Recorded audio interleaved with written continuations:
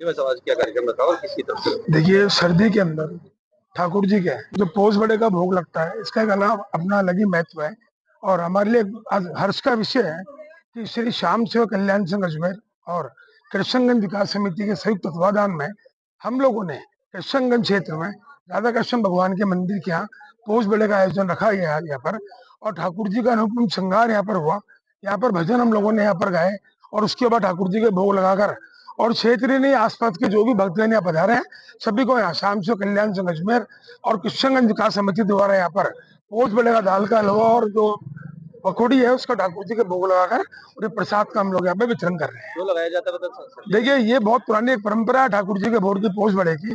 भगवान को गर्म वस्त्र पहनाकर और इससे ठाकुर जी को कई बार ये गर्म चीजों का बड़े का है, जैसे पकौड़ी का, मूंग की पकौड़ी है, दाल की पकौड़ी है, कई तरह के बड़े हैं। ये एक बहुत ही पुरानी परंपरा चलती हुई आई है ठाकुर जी के पोष बड़े की।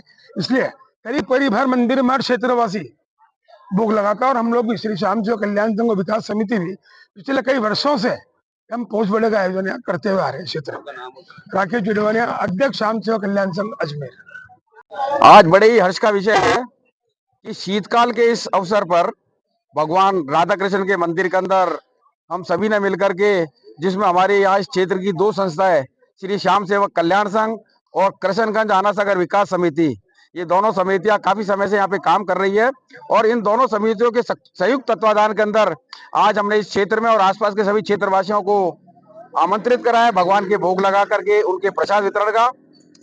श्री श्याम सेवक कल्याण संघ की, जैसा मुझे याद है, 25वीं वर्षगांठ हमने अभी 13 अगस्त को मनाई थी और बड़े ही शान से उस कार्यक्रम को हमने 25वीं वर्षगांठ को हमारी सिल्वर जुबली के कार्यक्रम को बनाया था।